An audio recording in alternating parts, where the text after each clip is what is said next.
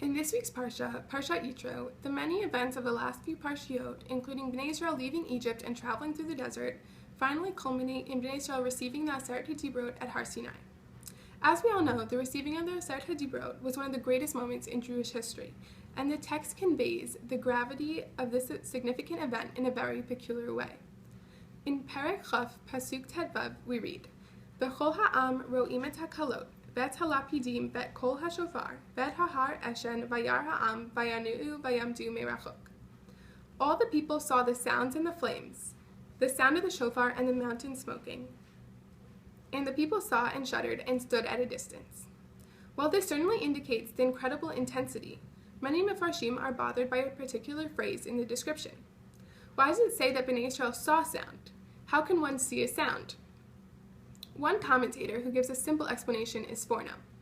He comments that of course Bnei Israel could not see sounds. Obviously, it is a metaphor, similar to Kohelet, Perek Aleph, Pasuk Tet Zayin, which says, "And my heart saw."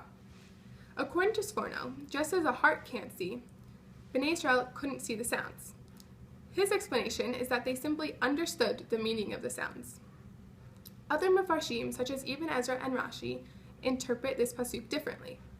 Ibn Ezra, who was known as somewhat of a scientist in his time, says that it is possible for Bnei Israel to see sounds. According to him, they literally saw the sound waves of the voice of Hashem. While this was an unusual occurrence, it was a natural one. Rashi explains things a little differently. He says that Bnei Israel also literally saw the sound waves of the voice of Hashem, but he says that it was a miracle because it only happened during this special moment of the receiving of the Aseret HaDibrot. Rashi's explanation leads us to question him. Why did he give us the miraculous interpretation instead of the possibly simpler, natural one? One possibility is that Rashi chose the miraculous interpretation because we are in the midst of discussing one of the greatest miracles in history. He sees this verse in its larger context and notes that seeing sounds is ironically the least miraculous thing to happen in this parsha. Rav Shimshon Raphael Hirsch's interpretation gives a deeper meaning of this entire event. He says that in general, people are more sure of something that they have seen over something they have heard. The difference is that sight recognizes something physical and touchable, while sound cannot be touched. In this sense, he says that sight represents the material realm, which is tangible, while sound represents the spiritual. At Har Sinai, Hashem wanted Bnei Israel to hear the events instead of see, so that they could connect to him spiritually. However, the problem, as we mentioned before, is that sound is not as great of a proof as sight.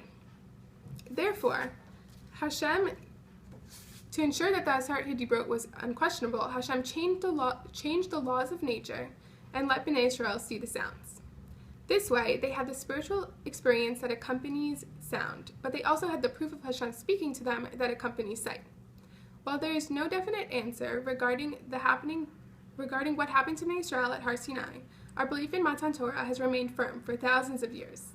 It is clear that whether Bnei Israel experienced another miracle by seeing Hashem's voice, Hashem definitely made sure that there was no doubt surrounding the events of such a momentous event in our history that truly solidified our relationship with Him.